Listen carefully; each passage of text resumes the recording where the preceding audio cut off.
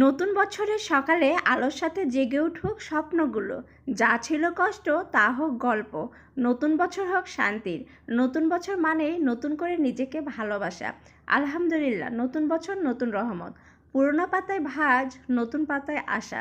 Hello everyone, আসসালামু আলাইকুম। সবাই কেমন আছেন? আমরা আলহামদুলিল্লাহ ভালো আছি। তো সকালে ঘুম থেকে উঠে আমরা মা মেয়ে রেডি হয়ে মেয়ের স্কুলে চলে গেলাম।